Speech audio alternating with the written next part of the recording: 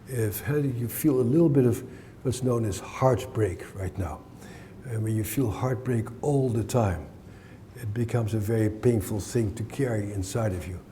Not so much the stories, it's that ongoing sensation of, oh my God. And that is what much of the work of trauma treatment is about, helping people with those body sensations that are so painful.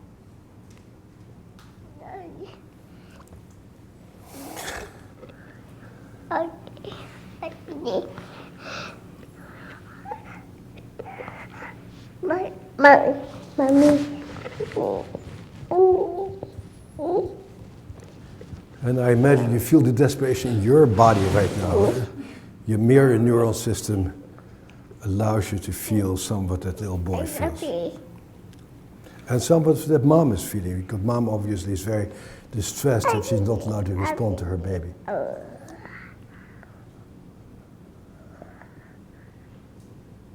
Mommy. Mommy. Mommy. Mommy. Mommy.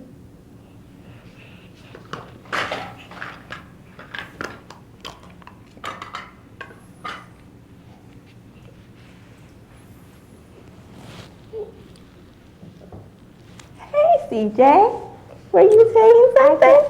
I did this. The alligator. What did the alligator do? Mama. Oh, give him a kiss. Mwah.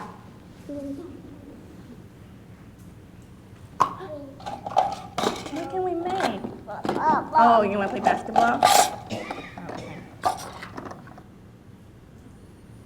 And peace and quiet has been restored, and nothing has happened.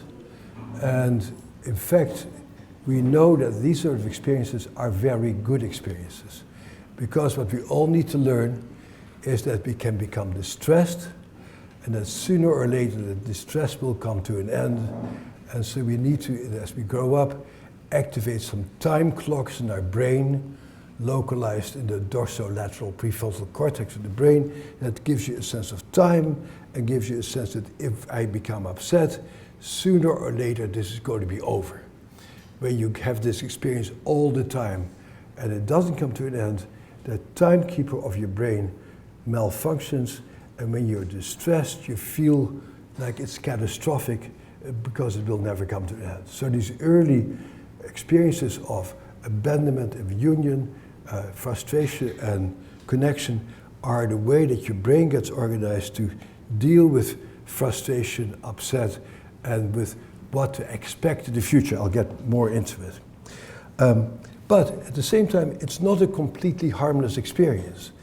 6 months later, this little boy comes back to visit his mom, who happens to be a postdoc in Adtronic's lab, and they put a little cannula on his arm to check his stress hormones. And as he walks into this room, there's a little blip in his cortisol. His stress hormones get a little activated. His body is telling him, this is a place where something not so good happened. Very minor. There's no cognition anywhere. It's nothing like, oh, this room really sucked. My mom stopped talking to me. No, there's something in a deeper part of the brain that has no timekeeping context that says, this is good and the other thing is bad. And we all get these imprints in our brain that certain things, we are drawn to it because it makes us feel alive and safe, and other things repel us because for some reason or another, and we don't know why, our brain tells us this is not a good place. But these are not cognitive things, and I'll talk about it quite a bit. They're much deeper than that. They're deep down in our animal survival brain. And so there's, again, this whole nature of our interactive makeup was illustrated by this beautiful experiment by Andy Meltzoff when he was a young guy at the University of Washington, 40 years ago by now. He goes into a newborn nursery and sticks out his tongue at a 5-hour-old baby. And the baby sticks out her tongue. And he opens his mouth and the baby opens her mouth. And he frowns and the baby frowns. I recently had a grandchild. I tried to do the same thing with her. It worked, although my granddaughter was not quite as responsive as this little kid is. But what all of us who know, who have had little babies, know that little babies have no brain. They have no self. There's nothing there, basically, except from I need to eat and I need to sleep and I need to poop. And yet, when you do something, they respond to you by imitation. We are deeply imitative human beings. Our whole makeup is to become like other people. I'm sure you detected that Rachel now has been at the trauma center for 4 years by now, and she's beginning to develop a little bit of a Dutch accent. Because we pick up these things from each other, or vice versa. And so we imitate each other, and we move together. Here's another example.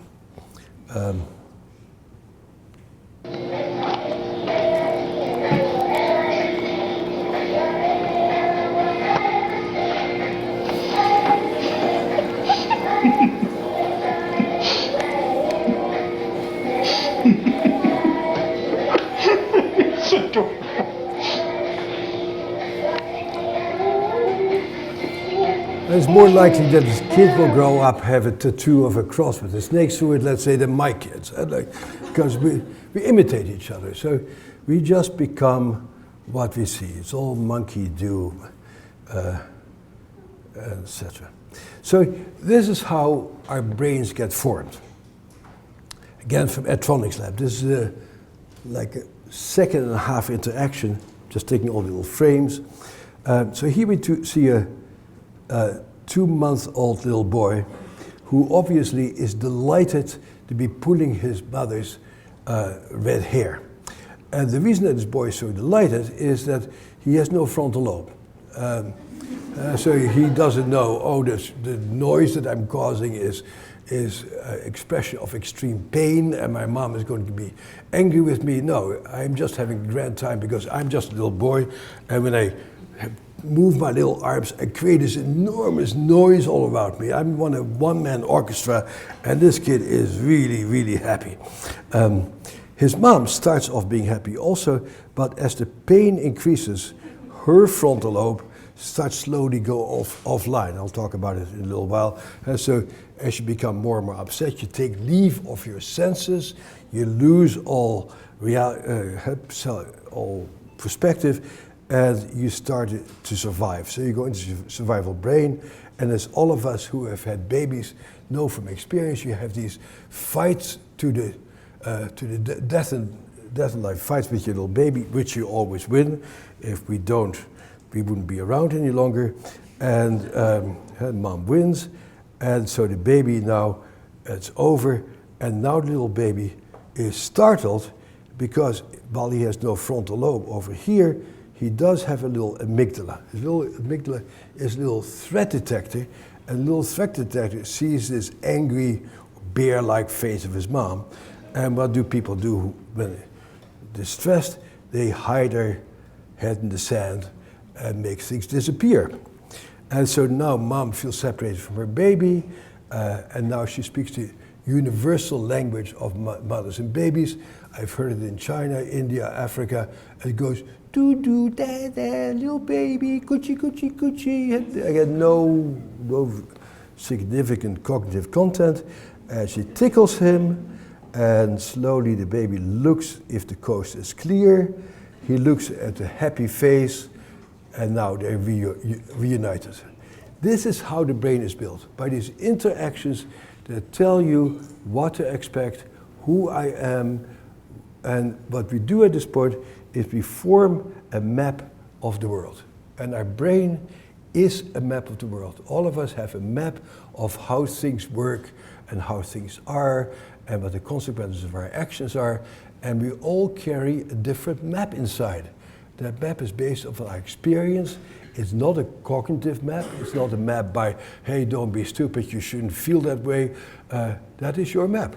And like I've been trying to talk Brad Stolbeck into moving back to Newton, Massachusetts, where he grew up, but his map by now is a south side of Chicago map, and you see the world as a south side Chicago person and no longer as a Newton person. And so we need to adjust our language to each other as you talk to people from different places. And so these interactions between us and other people create a brain. And that's the work that we do.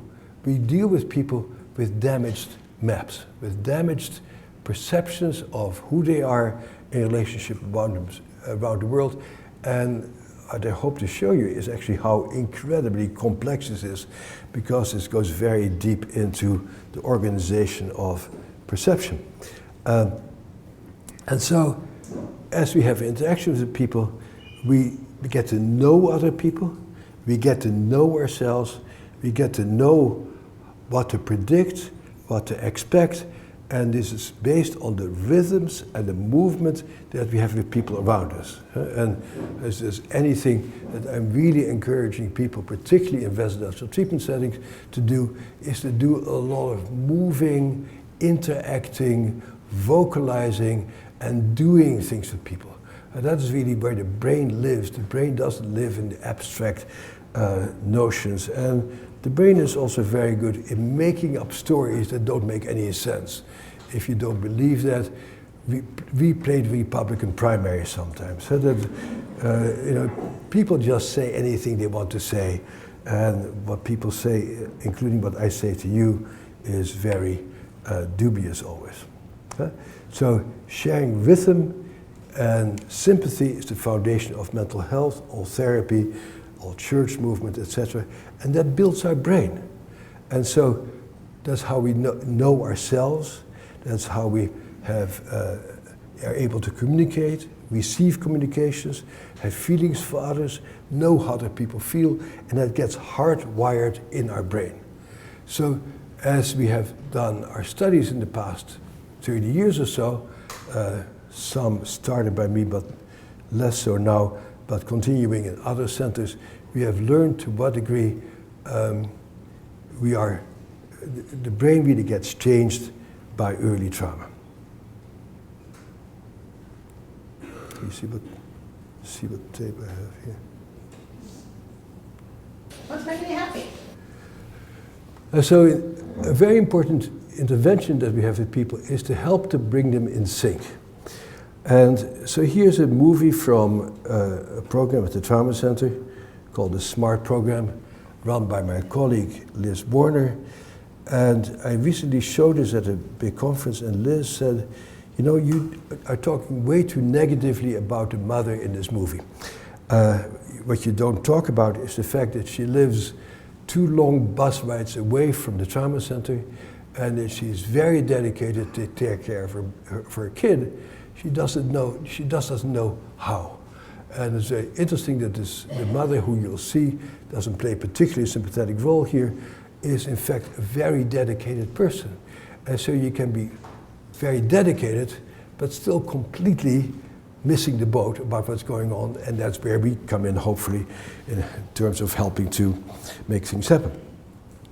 So let me tell you first how this whole program started. It's very interesting. The Trauma Center has a reputation as the place where we can do amazing things, and we like to think that way about ourselves. And in fact, I'm always disappointed that that's not actually true. And there is a particular, because of the sociology of where we live, we are basically a Medicaid clinic. And when we have to do something out of the Medicaid realm, it's self-pay oftentimes, and because of the sociology of where we are, in the area that we live, we have a lot of gay couples who adopt kids. And they can have enough resources to pay for special things. And so we see a fairly large number of adopted kids by gay couples. Massachusetts proudly was the first state that legalized that. And what of course happens to these couples is that they're very well-intentioned, they're very thoughtful people, very hardworking, but they adopt these kids and they think if we adopt these kids, sooner or later our love and our warmth and our caring will rub off on this kid, and this kid will become just as loving as we are.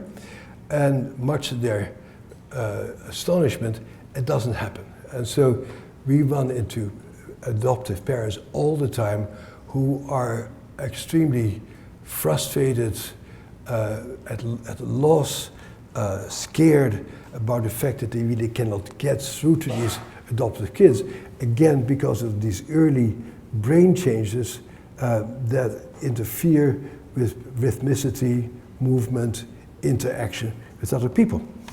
And so this program started when a couple came to our clinic with a like 4-year-old Chinese girl who had lived with them for 2 years and who still wasn't speaking. And she was brought to us like, hey, can you help this kid to talk? And so one of our best clinicians was working with her, and she threw everything at her, did everything, and after 6 months, nothing was happening. The girl was still mute.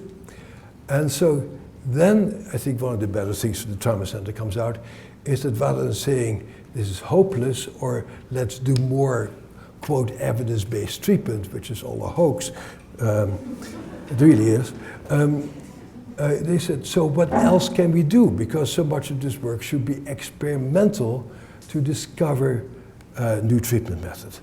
And what Deborah Roselle finds out is that there's a group of occupational therapists outside of Boston who do sensory integration. And we sent her for sensory integration, and in sensory integration settings, kids learn to walk on balance beams, and they sit on swings, and they sit under heavy blankets, and they activate the vestibular cerebellar system of the brain. A system that you probably don't talk much about, for one thing, they're fancy words, but it's the part of the brain that sort of puts the most elementary sensations together so that people can engage the world. And what we know from our studies about the brains of traumatized kids is that basic rhythm, movement, integration part of the brain is quite damaged, and many traumatized kids develop, for example, very severe learning disabilities. We are so preoccupied with controlling their behavior that we really oftentimes miss that underneath it all, they have major problems with movement, integration, coordination, hand-eye coordination, etc., because we're too preoccupied to just get them to behave to see that when you get underneath that, there's all kind of other stuff. At the end of this morning, I hope to talk a little bit about neurofeedback, because now that we're doing neurofeedback and are able to rewire some of the brain, as we're doing, what we see is that kids' behavior becomes more normal, and the next thing that emerges is that the sensory integration problems become much more visible, and then again we can work with that also. So after, let's say 2 months at the sensory integration place, this Chinese girl starts talking. So there was something about sort of working with rhythm, movement, sensory input that worked. And this is Liz. And Liz is sort of typical for a lot of people I meet here. It's again an interesting social issue. And that is that men basically have a straight career track. And if we drop off the track, we never can jump back on. Women these days have interesting different careers. They have oftentimes very, very intense careers when they're young, then they take time off to raise their babies, and they come back in the workforce oftentimes in their late 40s, early 50s, and they have a second career and use what they learned a generation earlier to apply it now. It's a very creative and interesting group of people, and Liz is one of them. So Liz, as a young person, was a psychologist who worked with autistic kids. Now she hears this story about this girl and says, yes, I used to do the same thing with autistic kids. Let's start a sensory integration program at the trauma center. And we do. And what we see here is a brief session. And one of the first things that we learn as we are experimenting with it, and we take these videotapes and we look at them together to see what actually happens. I can't wait to see the face of my father's face. Is that when kids jump rhythmically up and down on a trampoline, something changes in the way they talk. Namely, these kids, and you all work with them, you know what it's like, they're sort of in the moment agitated, freaked out, frazzled, disconnected, filled with feelings. And what we see oftentimes is when kids start jumping up and down, they start talking about yesterday and tomorrow. Have the capacity to think about yourself over time is a critical capacity to get a life for yourself. So you need to think about what happened to me yesterday, what's happening to me now, and what am I going to do tomorrow. And when you lose that sense of time, you're locked in and a slave of the moment. And so what we see when kids start jumping up and down, the time sense starts coming online. And so we love to have kids jump on trampolines because something happens in their ability to look at themselves and organize themselves. On his face. When I give the PSP. The PSP. What's the And then as I watch this tape, I'm a very body-oriented person. Much of the work that I've done is about trauma in the body. I always look at how people move together. And doing a lot of talks like this, I'm also impressed how human beings are a little bit like shoals of herrings. One person moves their position, another people move their position. You don't know that. You just sort of automatically move together with people around you.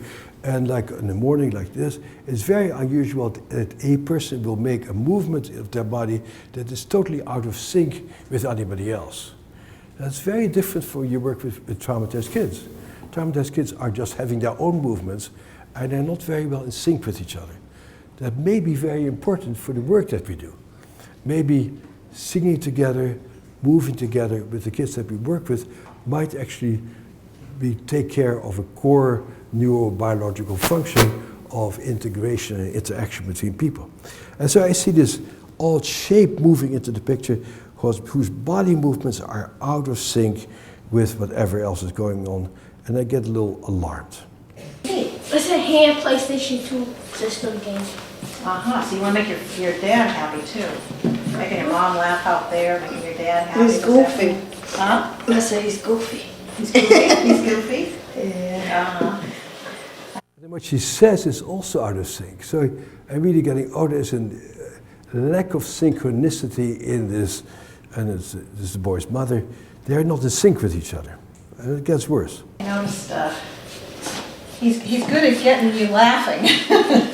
Sometimes. That's a good thing, huh? Yeah. That's how- Because I had a rough week this body and all.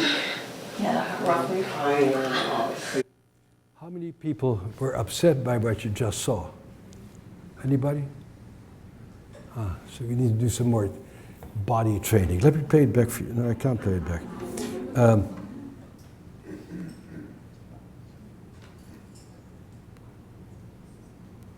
Sometimes. That's a good thing, huh? Yeah. That's how- Because I had a rough week this body and all. You see it? So this is a diagnostic issue, and that's why you want to see these interactions. The boy has been talking, mom gets on her own agenda, she starts talking, the boy falls down. That means that in this particular family, people are out of sync with each other. There's only room for one person at a time to be the center of attention. It gets worse. Roughly. Crying and all the craziness. Just today too. Today too? Yeah, really bad. I don't even know why. I know why. Right now, my feet are so. I feel like I'm like evil. Yak, yak, yak on his part, yak, yak, yak on her part. No connection. So, I need a new phone. So you're happy you have a new phone. And what it's at the house. It came through the mail. Just now, today. Oh. Catch. I decided to get that Safe Link phone. Anybody upset by what you just saw? Who was upset by it? If I lived in a family where this would be the habitual interaction, I'd become acutely suicidal. If whenever you do something, people ignore what you're doing, if nobody rhythmically engage with you, when you start talking about something, people change the subject, when you move something, somebody moves in the opposite direction, you lose your contact with a human being, and as a human being, and inwardly you die inside. And I think much of the problems of this kid are attributable not to specific traumatic events, but to the fact that nobody is in sync with each other and nobody is seeing anybody else, and their mirror neuron system are out of sync together. Now, this is part of the reason why I only want to do supervision with videotapes, because this will never be reported. You can only see these things to see whether people are in tune and in touch with each other. They've been having on TV. It's through the government. They put like $84 a month on it, and it's a free phone for emergencies.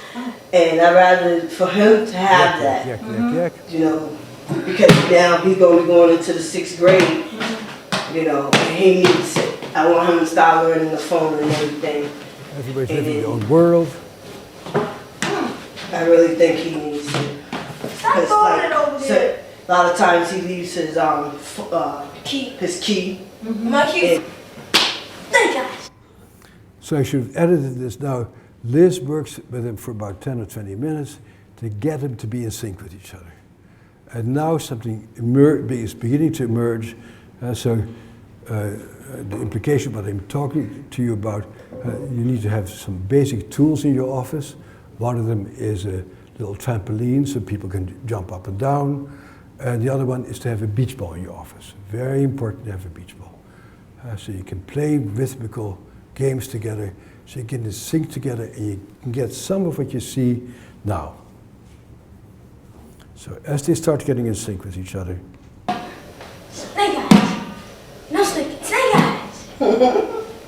They just heard the first meaningful sound in this whole movie. Mom goes, ha ha. This is the sound of pleasure. The word pleasure is absent in most psychiatric textbooks. When my book came out, I proudly said, I talk about pleasure all the time. I looked at the index. My editor had left the word pleasure out. So I immediately had to sort of reinsert it. So if you have my book, the first editions have the word pleasure not in it, and the later editions have 23 references to the word pleasure, because pleasure is what life is all about at the end.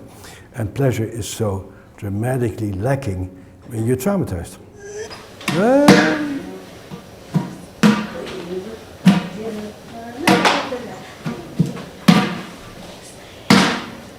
What are you singing? Are you singing? You're a little something. Who's this? You got me good.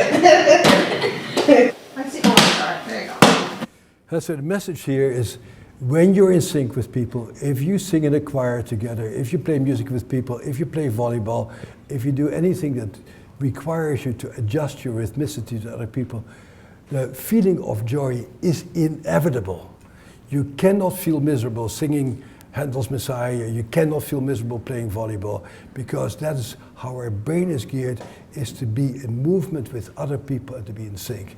And so this should be an essential part of all of our therapeutic interventions with traumatized individuals, particularly kids. So how do kids process trauma in general? It all depends on their attachment system. The first person who really studied this, and the first great study to really nail this down, was done by Anna Freud, Sigmund's daughter, in London at the end of the Second World War. As some of you may know, during the Second World War, London was being bombed by the Nazis. Actually, it was bombed, I want to make the story short. And large parts of London were destroyed by rockets that later on were the beginning of the US space exploration people, because we got these Nazi scientists to come over here afterwards to build rockets for us to send people to the moon, which had been used before to bomb London. And so these poor people in London see their houses being destroyed, see themselves being bombed, and in a very well-meaning way they think, we should get our kids out of here so our kids don't get traumatized by all these bombs. And if you have been to England, the English countryside is one of the most beautiful countrysides you can imagine. And they said, if we just get our kids out of here, they're going to be great. And they got a large number of kids out of London and had posted them with farmhouses and little villages and parsonages and stuff like that. One of those people was Oliver Sacks. If any of you have read the final autobiography of Oliver Sacks, he writes about being one of these kids who was sent out of London away from his parents, and how that was one of the most traumatic events in his life. And so after the war is over, about half of the kids have stayed at home, being bombed, living in shelters, seeing rubble and dead people, and the other half has been in the countryside, all safe. It turns out that the kids who were in the countryside, all safe, did much worse than the kids who stayed in London. And that being removed from your parents was more traumatic than being bombed. And that is something that we don't pay enough attention to my mind, is that the primary source of predictability and safety for kids is their parents. One of our postdocs at the Trauma Center about 20 years ago did a very interesting study. She followed kids who were being moved from foster home to foster home and how they reacted to it. And she discovered that being moved from one foster home to another was as traumatic as the original traumatic event that caused kids to be removed from their parents. And that in our system, and yours in Chicago must not be all that different from ours in Boston, the terrible thing that happens to these traumatized kids is they get moved from one place to another. And this movement of being moved from one place to another is, at the long range, probably more damaging to their minds, souls, and brains than the original trauma. So people like us are continuously in this horrible dilemma of, is it worse to remove this kid from their home, which may not be safe, but it's their home, or are they better off going somewhere else where people do not have a commitment to be with them no matter what? And I had a slide that I left out here, which I've shown, I think, here in Chicago before, I was at a hearing in the Senate a few years ago of the foster care committee. And there were 4 kids there who were foster care kids who had just graduated from high school. They were sort of exhibit A of how great the foster care system is. And what these kids said, when I asked them, would you like to tell us something about treatment? They said, treatment was always a punishment for my behavior. We were giving these crazy diagnoses, and these diagnoses is who we became, and nobody saw who we were anymore behind our diagnosis. And then people were going to medicate these diagnoses, and these medications could not make up for not having love and consistency. And so these kids were quite exceptional kids who survived this horrendous system, but they said when they graduated from high school, there was nobody there in their lives who had known them for longer than 6 months. To my mind, that's just mind-blowing. You are a person who has been completely unknown to anybody right now, who doesn't know what you looked like a year ago, or 5 years ago, or 10 years ago, and you are starting afresh all the time. So the kids that we work with have very rough and horrendous lives. And of course, when there are political issues going on, programs like ours are always the first ones to be cut, because we think, people say out there, think that this is sort of a luxury of treating kids the way we do it, and that we should just let them find their own way. In fact, of course, we are doing some of the most important economic work in the world. What we know is that there's about between 2 and 3 million kids a year who get traumatized. And trauma is not that kids forget about their trauma or are very resilient, they overcome it. And so what we know is that in the long range, that having been abused as a kid is the single most preventable cause of mental illness. Having been abused as a kid is the greatest source of alcohol and drug abuse. It's the most important source of becoming HIV positive and any other sorts of illnesses like hepatitis C that have to do with lack of taking care of yourself, and it also has long-term effects on people's health, and it's probably one of the reasons why the American health system is so much more expensive than the health system where public policy makes sure that kids are not living in poverty and are traumatized. So it's one of our most expensive things. Overall, the cost of child abuse is higher than cancer or heart disease. this is the work that you do, and that's why I call it God's work. So let's talk about what happens to trauma, to kids who are exposed to a trauma. And my poster child for that, no longer a child, is a boy who is called Noam Saul, and there's a picture I took of him on September 14th, 2001. Noam at that time was 5 years old. He had just started primary school in New York in PS 234, which is a primary school at the bottom of the World Trade Center.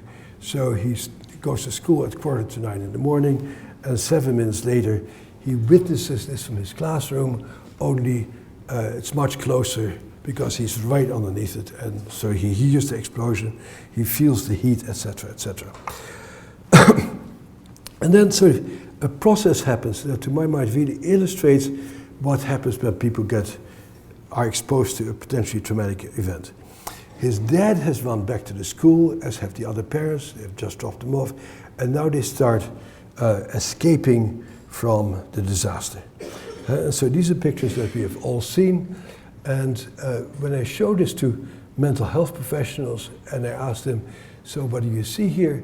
They almost always say, I see very scared people, I see panicked people, because mental health professionals are trained to pay attention to emotions. In fact, as a scientist, I'd like to say, no, you don't see scared people. That's something that you infer. What you actually see is that you see people are running. But because you have trained as a mental health professional, you ignore the most obvious. Happens to me all the time also, because we all get these funny maps of the world, and we ignore the most obvious in favor of our ideological preferences. These people are running. And the issue of running when you're traumatized is terribly important, because this is the fight-flight reaction. And when you're traumatized, as many people in this room get exposed to danger from time to time, and you can move your body, and you can do something to get away from the danger, you're going to be okay. So running and fighting and moving, the fight-flight response is actually very good for us, and as long as you can engage that particular behavior, the likelihood that you get traumatized is very slim. In fact, the data after 9/11 in New York is that there were very few New Yorkers who were traumatized by the events of 9/11, because their response was so fantastic. Nobody had to hide anything. Nobody said, you're to blame for it, or nobody said, you're exaggerating, or nobody said, shut up, it's your own fault. All the stuff that the patients we work with all the time get. It was there, and there's this outpouring of generosity from all over the world to take care of people. Said, how can we help you? And as a result, less than 5% of people in New York got PTSD in response to 9/11, and the people who did get PTSD, almost all had severe prior trauma histories. So the running issue was important. The running issue is very important for Noam, this little boy that we're going to come back to. And so as this event evolves, and I'm quite involved in it, I have a flashback to the last page of my anatomy textbook in medical school here at the University of Chicago. I hope you all have flashbacks like that from time to time. And I think, yeah, but that exam book showed what happens when people get exposed to trauma, and they activate their bodies to fight and flight. What our research also had shown is that when people get scared, frightened, upset, they lose their frontal lobe, they start becoming irrational, and they activate their bodies. Now, people in our profession tend to ascribe things to their patients and the people you work with, and rarely talk about themselves. We like to sort of distinguish ourselves, who are perfectly healthy, from these really messed up people we work with. But let me ask you, you don't have to raise your hand, you probably wouldn't do it anyway. Has anybody in this room ever said something really mean, nasty, and horrible to the person who you love best in the world?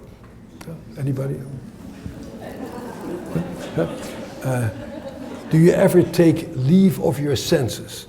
Do you ever become a complete asshole, as it were? Yes, we have all been there. And then so that's part of what our relationships are about. And so let's say you have been the bad person. And then let's say your spouse has been the bad person. Let's blame the other person now. So your spouse has lost it, has said terrible things to you, but you love your spouse. And so now you get to work when it's over and you say, oh honey, I know you're really upset because something's happening with your mom, or you work at the Mercy Home, or you work at the trauma center, or people are treating you badly, or you're not paid enough money, or you make some sort of rational explanation of why you misbehaved. After a while, it turns out that those explanations are not enough, because what you also discover that there is a boring sameness to the eruptions. Have you ever noticed that? It's always the same words, the same movement, the same boring stuff that happens in your relationship. Not nearly as interesting and creative as everything else you do when you're in a normal frame of mind. And so what you really should say to your honey is, honey, I know that your frontal lobe doesn't mean these things, but when you get upset, your frontal lobe shuts down, your limbic system takes over, that very primitive part of your brain that was created when you were a kid to help you to survive, and then you become this primitive animal type person who says what everything says. So let's get you not some frontal lobe therapy to talk sense into you, but let's get yourself some limbic system therapy, some therapy that helps you to change these core defensive structures in your brain. And then I recently looked this up on the internet because I suspected that if you typed in limbic system therapy, my name would come up, but I typed it in, and when you type in limbic system therapy, nothing comes up. So the most important thing that we need to do in our work, namely limbic system therapy, to change these core emergency systems that are deep down in our neural brain, are still largely unexplored. And so that's the big issue, is how can we stay in charge of our frontal lobe, and how can we, that background noise, the emergency system back there becomes a background noise and not take us over. Of course, in your case, that background noise takes over from time to time, hopefully not too often. In the kids we work with, it takes over all the time. And then the big question is, how do you build up these frontal lobes? All of us have raised kids, and we know that when your kid is a 3-year-old, your kids had temper tantrums all the time, your kid has meltdowns all the time, and then slowly as they get a frontal lobe, the meltdowns go down and they don't blow up as often because their frontal lobe is beginning to sit on top of these animal brains that's being able to manage that to some degree. And now the question becomes, how do you build up a frontal lobe where you can sort of guide your emotions and your emotions to go guide you? And we'll get back into that also. But the important thing here is that the rational brain, the insight part of the brain, the understanding part of the brain, the cognitive part of the brain, cannot abolish emotion, sensation, and thought. It can help us to manage it to some degree, but there are no direct pathways from your rational thought. I'm actually flabbergasted why cognitive treatment has become such a prominent treatment, because I don't know if you've ever tried to talk sense into your spouse and point out the error of his or her ways. I have found that to be not a particularly helpful treatment. My wife actually says, you are such a cognitive treatment, behavioral CBT person. Whenever we get into an argument, you try to straighten out the error of my ways. And she says, you need to do better than that. So understanding why you feel something doesn't change how you feel. It helps you to some degree to manage things to lessen some degree. So how do people calm themselves down? They calm themselves down by becoming safe. How do people calm themselves down? How do we calm ourselves down when you're upset? The most important thing that helps us to calm ourselves down is voices, faces, and touch. Hugging and being held is still the most elementary way in which we feel safe. In environments like ours, we don't hug and hold our patients, but somebody better hold them and hug them. And so, and certainly in my practice, I have a very close alliance with very good body workers who can make it safe for people to feel held and to be touched and to continue to get the comfort of touch, which is the most elementary human thing. So good luck to you in your system to see how you can introduce the notion of touch as a therapeutic enterprise. Of course, in New York after 9/11, I was down there much of the time. People were hugging each other all the time because that's what we do when people are frightened. Not only hugging helps people calm themselves down, a kind face, a voice, rhythmicity, movement will all do it. So let's go back to Noam. So Noam is this boy who gets exposed to this horrendous stuff the morning of 9/11, and on the morning of the 12th of September at 9 a.m. he draws this picture. A few days later I visit my friends and he proudly shows me that picture and I say, "Boy, that's an amazing picture. I'm writing a book and I would like that picture to be in my book because it's so great. Can I have it? Would you give it to me for my book?" He says, "Oh no. I'll sell it to you." And I say, "Okay, how much you need?" He says, $100. That's pretty stiff, but I want that picture, and I'll show you why I want that picture. And so I give him $100. I proudly own this picture now. And then he learns a lesson. He lives 2 blocks from the World Trade Center. He starts drawing pictures like this all the time and sells them to the tourists who come to the World Trade Center. He becomes a very rich little kid. That's the American way, you know, to transform your trauma into some private enterprise. Good for him. And $100 wasn't so bad. It was well worth it. Why was I so eager to get this picture? What you see here is this picture of this 5-year-old boy. And what he saw was the plane, or what he thought he saw, is still reconstruction, plane flying into the World Trade Center, lot of smoke and fire, people jumping out, firefighters. And I say, so what's that black thing over there? He says, no, when the fireball came, it generated a lot of heat. And the heat came through our classroom window. And I thought we were going to burn up. I thought, yeah, that's how people remember trauma. Not as a story, as a sensation. They remember the smell, they remember the sounds, they remember the images. That is trauma. Trauma is not a story, it's an imprint of unintegrated sensations. I don't have time. It's actually a very important issue in terms of treatment, but we don't have time to talk about it. But it's about the imprints. So everybody who I've met who was in the World Trade Center that day is triggered by sounds.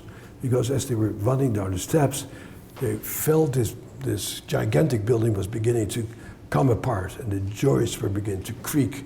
And they were running against the sound of that disintegrating building. And that sound, those sounds are the triggers.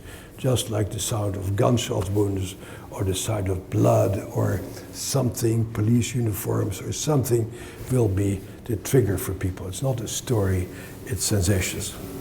And then I asked this kid, so what's this thing over here? And he says, oh, that's a trampoline. And I say, what's a trampoline doing there? He says, so that when people have to jump, they'll be okay. And my mouth dropped open, and that's why I wanted to have this picture. Because imagination is everything. As long as you can imagine new outcomes, that's so horrifying about when our president came on the news a few days later. I was eagerly awaiting what he would say. And what he said was, we'll kill them dead or alive. And my heart sank in my shoes. I thought, he is a limbic man. That's a limbic response. If somebody hurts you and you hurt them right back, that's the response of somebody who doesn't have a frontal lobe. And the reason, it's true, you know? And so we need to have frontal lobes. If we don't have frontal lobes, we are reactive and we become we become dangerous to everybody around us because we'll just do whatever our feelings tell us to do. The reason why we're humans, we have a frontal lobe. We think about the consequences of our actions, and we think about new possibilities. Now, as you have noticed, the kids who we work with are very limbic. They're very reactive also. They have no imagination. Let's say you came this morning and there is something about me that really bothers you. And you think to yourself, damn, why the hell did I come here? And now there's two possibilities. If you have a big if you don't have a frontal lobe, all you feel is your feelings of being bothered by me and the possible embarrassment of having to get up and running out of here or getting up and confronting me, and so you have to do something. If you have a good imagination, you can just sit there and wonder what it would be like to throw arrows at me. You can imagine what it would be like if somebody would come and assassinate me. It'd be nice to think about your next vacation in the Caribbean. You can think about making love to somebody, and you can spend your time perfectly here having a great imagination and not being bothered by me. If you have no imagination, you are a victim of where you are. The building up of imagination is a critical part of treatment. And so any treatment, to my mind, that builds up people's imagination when you're traumatized is by definition a good treatment. And so one of my favorite treatments that I may show you a video about is theater work, where people get to imagine what it's like to be another person other than who they are, to imagine playing a role of another creature, and feeling, oh, that's what it feels like to be somebody else. Oh, that's how that person would move, or what that person would say, which is different from what I would say and how I would move. So anything that helps people to move their imagination into new possibilities is by definition a good trauma treatment. Okay? So I'll give you a break after this. So when I first started to work with kids, I was working with a woman by the name of Nina Murray, who was the wife of Henry Murray, the inventor of the TAT, which some of you have heard about. And she also had studied with Jean Piaget in Geneva, and she taught me a lot about child development and brain development that we started to explore together. And so what we did is we cut out some pictures out of the local newspaper or magazines and made our own little TAT cards, that's our projective cards, that made sense for the kids we were working with. And our population was a group of kids who were going to inner city school close to our hospital, kids from a housing project, kids who were exposed to a lot of bad stuff, but who came from largely intact families. And our other kids were traumatized kids on our inpatient unit. And so when we showed this card to the kids in the school who were not traumatized, not symptomatic, they saw this card and immediately picked up how dangerous it was. And they would say, boy, you better be careful, terrible things may happen. But these kids all saw this picture and at the end came up with a story of the car is going to get fixed and dad and the kids are going to drive off to McDonald's. And so our natural inclination is to give things a good twist. You know that when you're burnt out, when you become cynical about the work you do and you can no longer give a nice twist to all the hard things that you do and when you're no longer able to imagine a good outcome. If you cannot imagine a good outcome, you might be more realistic than what we do because the work that we do is extraordinarily difficult and oftentimes it does not lead to good things. But because we're by nature optimistic, we keep seeing that silver lining around that cloud, as all of these normal kids did. Then we showed this to our severely traumatized kids. Kids who had seen their parents being murdered, kids who had been raped, assaulted, etc., etc. And here we had a very interesting and different response from what we expected. The younger kids did not tell a story. The younger kids, the kids under 8 or so, who saw this picture, started to act and started to tear dolls apart and throw things around. So their bodies became agitated, and they started to, this triggered sort of a memory of danger, and they started to behave as if they were in danger. The older kids who had a little bit more mental development saw this card and said, oh, this boy is smiling because he's about to drop the car on his dad and there's going to be blood all over. The girl is smiling because she's going to bash her brother's head in. And so the traumatized kids only saw murder and mayhem. That is the perception of the brains and minds of traumatized kids, is that the only possible outcome is murder and mayhem. And so here we are faced with a very great challenge, is how do we change their map of the world that lives inside of them. To my mind, it's only by having them actively involved in experiences that directly contradict the horror and helplessness that they grew up with. Here's another card. There's a card from a book called The Family of Man that came out when UNICEF was founded. My parents had this on their coffee table when I was growing up, and I come from such a sexually repressed environment that as a kid I never noticed that this woman was pregnant. That was not a problem for the kids in Boston. They all immediately saw that this kid was pregnant, and again, the difference between the traumatized and non-traumatized kids is very dramatic. The non-traumatized kids said, oh, her man has gone off to war, or her man has gone to prison, or her man is working in another town. And they told fairly sad stories, but at the end it all turned out okay, because we are by nature optimistic creatures. The sexually abused girls told a story that really startled me, and it was very much at variance with what my good friend, and at that time very close collaborator, was teaching me and everybody else around her about sexual abuse. And my friend was Judy Herman. And Judy Herman talked about sexual abuse as a world of perpetrators and victims. That is not the picture that we got from this card.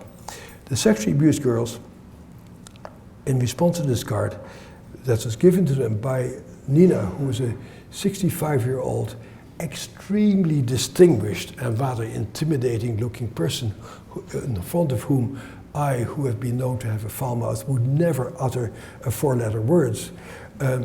These kids would ask Nina how many guys she had humped, what her favorite positions were, and they were clearly getting very sexually aroused by this particular picture.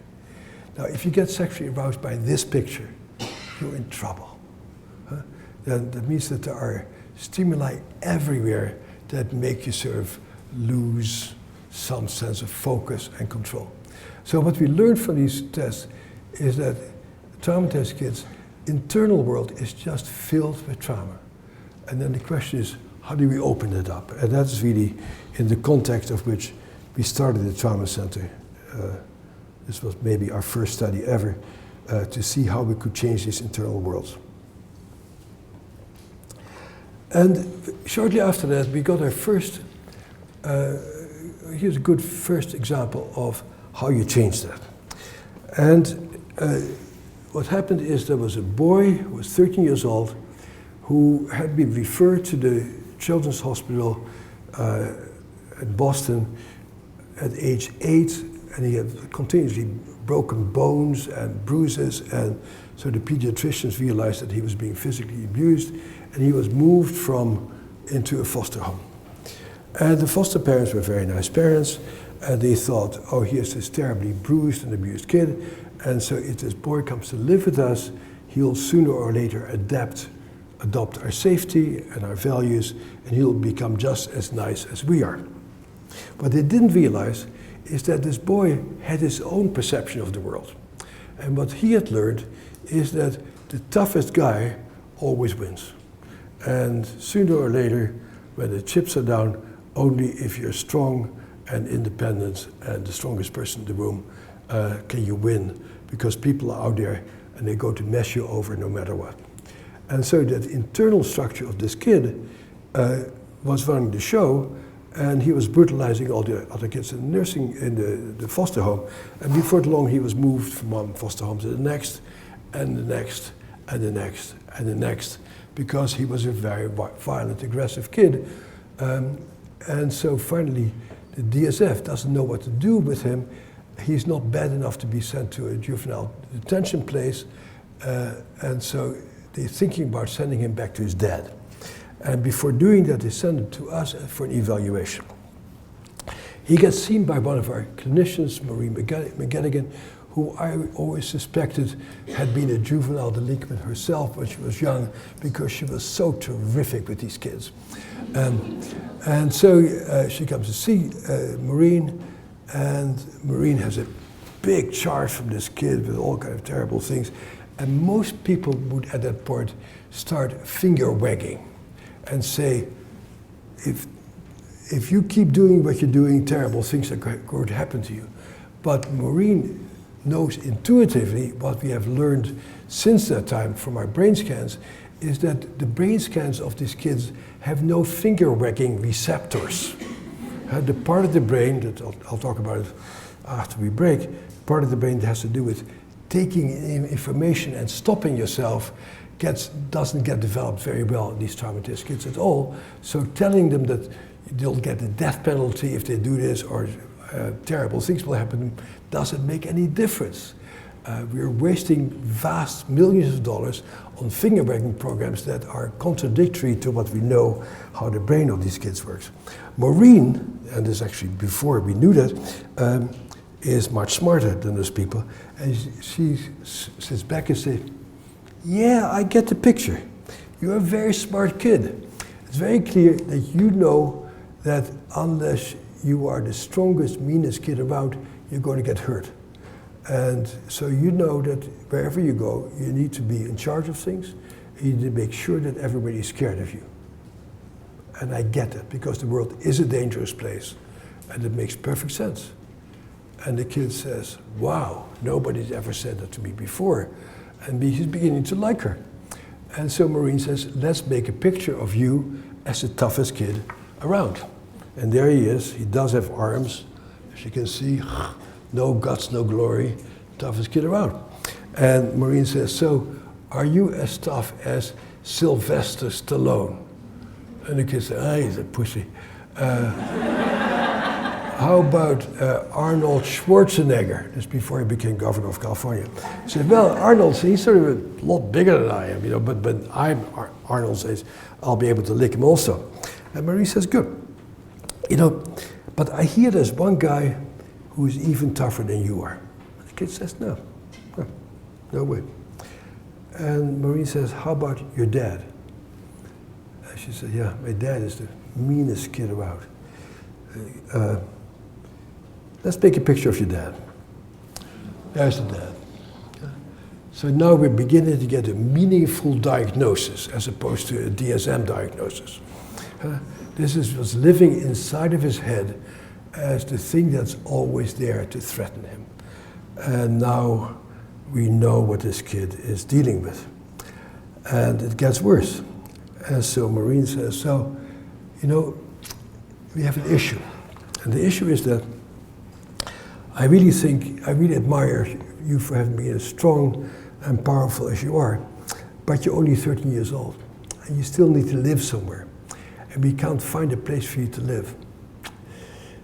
Nobody really wants to have you. He said, no problem, I'll live in the streets. She says, no, we can't let it happen. And so people are talking about sending you back to your dad. And the kid says, I'll kill myself, I'll run away, I'll never go back to live with my dad. And so she says, let's draw a picture of what would happen to you if you went back to your dad. And that's him. And Marie says, I get it. So now the question is, how can you make yourself feel safe so your dad cannot get to you? And now she starts to work to do, up to now we've done the diagnosis. Now we start doing the therapy. The therapy is using your imagination to create new realities inside of your mind. So she says, so what can we do to help you to make yourself feel safe? She says, well, maybe if I put myself in a diver suit, drop myself 500 feet below the ocean, I'll be okay. And Marie says, that's very good. I see your little eyes over here. I like it, but you know, it's still an air hose. So we have to be careful. Is there anything else you can do? And the kid goes wild with his imagination. He goes, maybe if I hide myself in a light bulb, nobody can see me. Or maybe if I hide myself back in my mother's tummy, I'll be okay. And so that's the beginning of treatment, the activation of imagination to find new possibilities in your life. I need to show you, I think I'm going to show you a bunch of videotapes at the end, but I first want to cram in some other information. I was a medical student at Billings Hospital in Chicago, here many years ago. And as part of that experience, I delivered about 30 babies to 14 and 15-year-old kids. I was 23 years old, quite a startling experience for a young boy. What also struck me is that the girl didn't have any visitors, or hardly any visitors. So being naive and innocent, I asked these girls, so how are you, a 14 or 15-year-old, going to raise this kid? And their response freaked me out. They said, don't worry about it, Doc. We're going to be okay. I've always wanted to have a baby, and we'll go home and take care of each other. And even as a 23-year-old boy, I realized that there was something very wrong about that statement, because I always suspected that kids don't take care of their mothers, and indeed that's not what happened. And so that's a setup for disaster. And so it was an observation like that that got my colleague Carolyn Lyons-Ruth to do a study at Cambridge Hospital. She followed about 125 young single mothers who had raised their kids, went into their home 2 years later and looked what the kids looked like. And she found out that 86% of these kids had major behavioral problems, largely of the aggressive variety. When you're a 2-year-old pain in the ass kid in our society, your chances to ever get off that curve are not very good. And so Carolyn, who is a brilliant, brilliant person who I greatly admire, thinks about it a lot. And she looks at the literature and realizes that the single most effective mental health intervention ever discovered is something that was discovered by David Olds, which is home visitations for new mothers. If I were a commissioner of mental health, which I'll never be, I would not license any clinic unless they have a program to intervene with early mothers and their kids and help them to mother their kids, because kids' brains are very malleable, and the payoff for very early intervention is vastly greater than at age 7 and vastly greater than as time goes on, because your brain becomes less and less malleable. So Carolyn starts a home visitation program. And after 6 to 9 months, the problems of these kids have markedly diminished. So helping these mothers to mother their kids has a tremendous positive effect. Then something happened that's happened to almost anybody who has done this work, to Carolyn, to me, to Frank Putnam, who I'll talk about next. You do a very good project with very good results, and suddenly your funding is cut. It happens with enough regularity that this is not a statistically accidental issue, but we won't go there. And so Carolyn's funding is cut, and so she has hardly any money left, but she uses her money, what money little is left, to continue with 1/3 of the old sample for another year. And for another year, the figures go down to be almost the same as the control group. So it's an extraordinarily effective intervention. Then Carolyn takes videotapes, which I cannot show you, but I'll tell you what they show. She takes videotapes of these young moms coming into the room while their 2-year-olds are playing. And the kids are playing the floor, mom comes in, mom comes over, picks up the kid, very eager to show what a wonderful mother she is. And if you look very carefully, but you have to look at it the way that we looked at that tape with his mom and the ball, quite carefully, what you see is that the infant moves back just a little bit, as if to say, hey mom, I was playing, and this is for you and not for me. But you need to really, really pay attention to see that. Nothing alarming. 6 months later, same interaction. Mom comes to the room, picks up the kid, and the kid sort of moves back.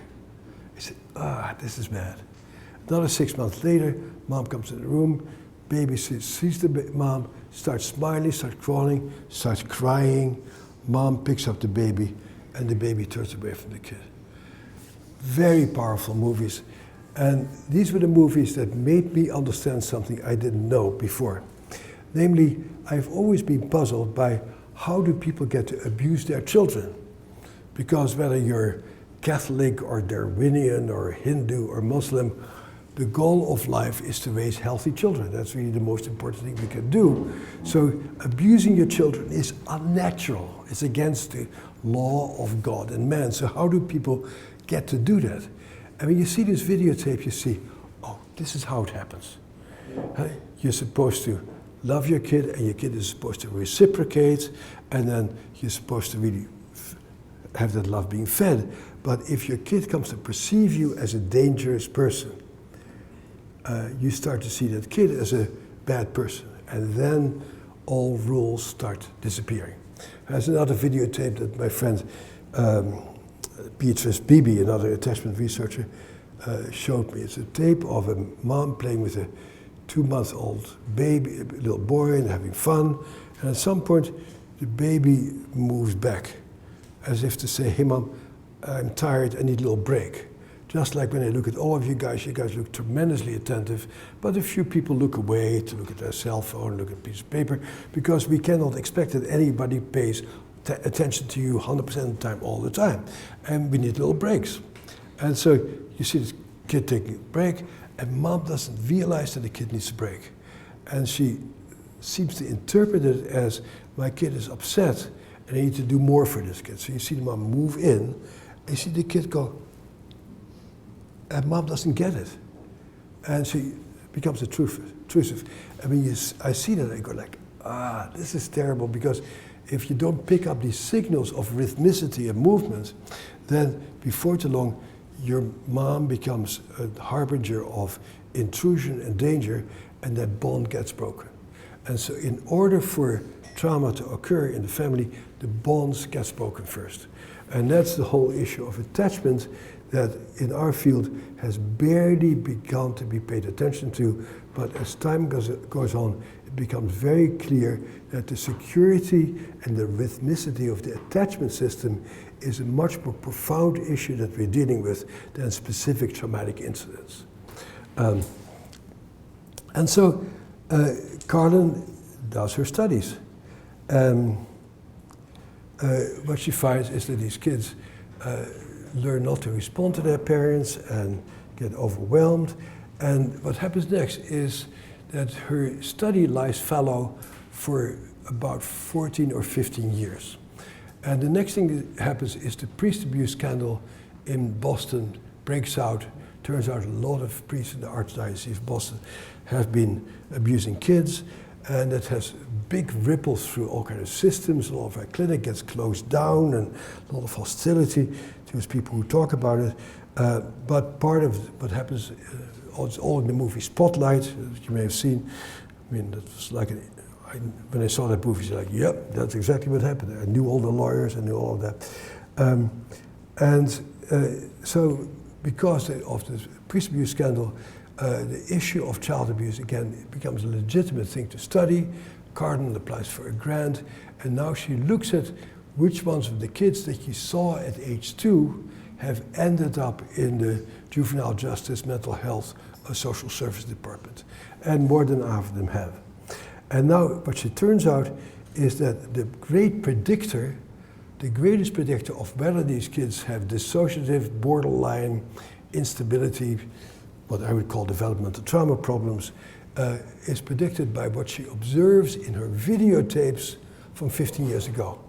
And when she sees that there is a serious sort of miscommunication, role confusion, where parents want the kids to take care of them instead of the other way around, parents who withdraw, parents who have inappropriate responses back at age 2, to a very significant degree predicts how these kids look at age 16.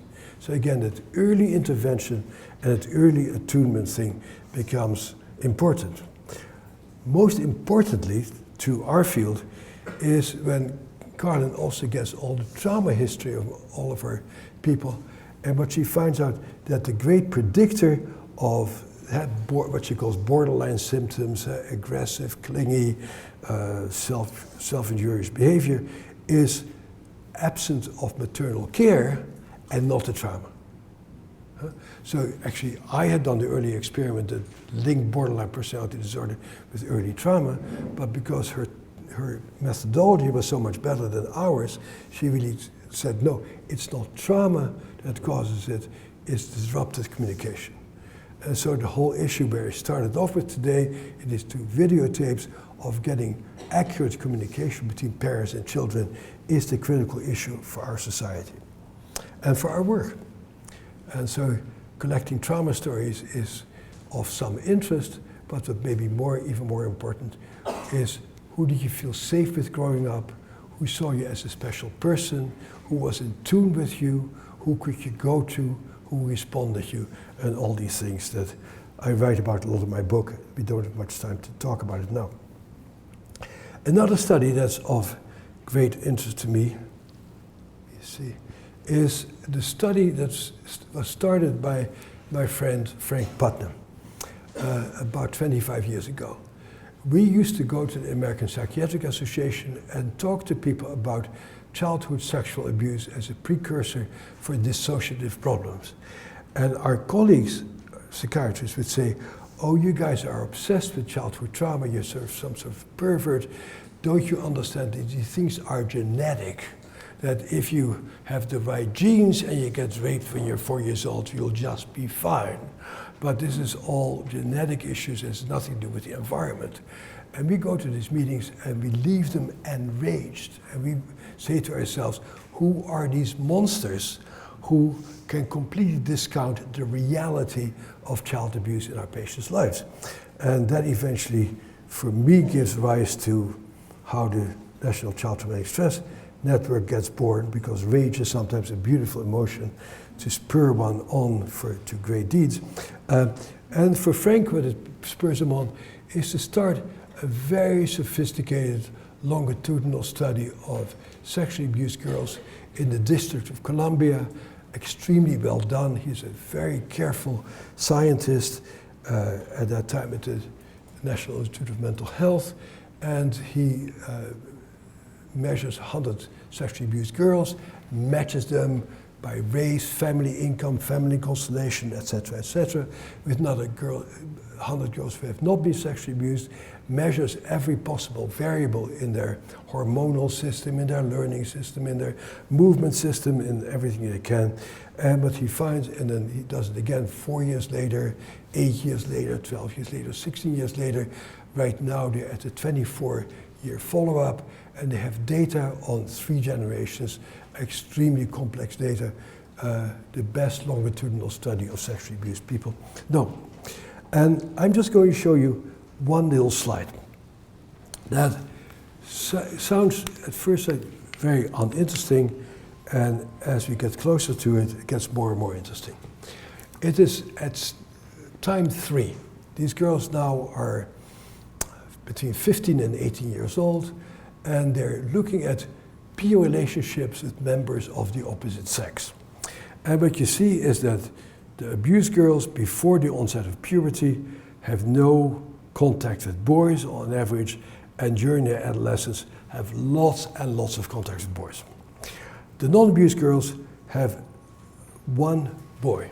My daughter had one boy who served as a spy in the opposite camp, who would tell her what these weird creatures boys are, I imagine they may have played some doctor games or something like that, like who are these strange creatures? And many normal girls find some boy to play with and talk with about who they are. And then they go into their adolescence and they slowly increase their contact with boys. Boring. Until you look at what's behind it. And you look at normal girls' development, which is really very interesting. As most people in this room know, because you have been girls yourself and you have girls at home, or that girls between the ages of 7 and 11 are not very nice people to each other. They tend to be competitive, nasty, find people to exclude. It's always fun to see people nod. I presented these data in Cape Town and people go, yep. I presented in Beijing, people go, yep. It seems to be in every culture that girls are mean, form little cliques, they betray each other, and it's a hard life. Actually, it's harder than for girls. Nobody talks about it. And when you think about it, I almost become a non-Darwinian, because whoever invented that system was just brilliant. Because what happens to girls at that age is that they are safely at home and their parents adore them. In the meantime, they're experimenting with all the meanness that happens in the real world, and they learn to trust people only to a certain extent. They learn how to form friendships. They learn to talk about their feelings. They learn to stand up for themselves. They learn to text and call people up and say, look what you did to me. They form alliances, and they learn all the stuff that you need to do in order to become a healthy adolescent girl. And negotiating sex is tough enough as it is, but if you have no skills in standing up for yourself, knowing that people are going to mess you up and you can't believe that everything whatever people tell you may not be true, you're going to have a very tough adolescence. So it's a learning ground to learn resiliency. It's beautiful. Whoever invented that is just brilliant. The sexually abused girls have a very different developmental trajectory. They not only have no boys to hang around with, they also have no girls to hang around with, because they're oftentimes too weird, too explosive, too shut down, too dissociative, too out of touch and out of tune with their peers. So kids leave them alone, or kids shun them. And at one point I see an editorial in the journal Dissociation by Rick Luft, a guy who knows a lot about dissociation, and he writes, I remember these girls from my primary school. And I read it and say, oh, we had a girl in my class too. We had a very small class, and there was one girl who nobody played with, who was always crying and weird, and she didn't get invited to people's homes because she was just too bizarre. And in retrospect, of course, she fits in so well with what happens there. And so abused girls miss this whole developmental things about friendships and who you can trust and forming alliances and forming cliques and being special and doing all this stuff and standing up for yourself that other girls do. And then the next insult comes. And that's because Frank is such a terrific researcher, he measures so many things. And one of the things he measures is sex hormones. The hormones that make you want to do it. And what he discovers is that sexually abused girls mature on average 1.5 years earlier than the non-sexually abused girls. Not only that, but they secrete between 3 and 5 times as many sex hormones than the other girls. And thank goodness I was not secreting 3 to 5 times as many sex hormones at age 14 than I was, because I would never have been able to learn anything, because I was only using 2% of my brain to study math and physics and chemistry, because the rest of my brain was thinking about sex as a 14-year-old. So what happens here is that these girls have no skills, no frontal lobe, no capacity to engage, as a rule, not always true, but sort of on average, and then they get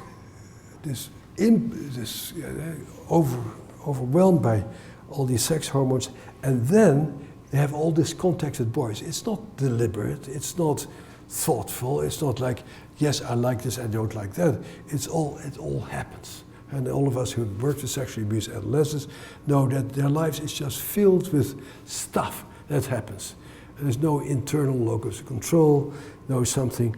And then they come to our attention at some point, and we say, oh, they're borderline, or we call them bipolar, or we call them one of these other completely meaningless, non-scientific diagnoses that we have in DSM. And maybe they meet a nice person who knows about trauma and say, oh, I know what's going on with her. She was sexually abused. It's much more complicated than that. Because the majority of people who get sexually abused had problems with their attachment system in the first place, because their mothers were too traumatized or to something or another to make sure that their kids were okay. So the boundaries weren't there, and we see this in our clinic all the time when we do sexual abuse evaluations, is that the mothers of these kids oftentimes are not very attentive to taking care of their kids.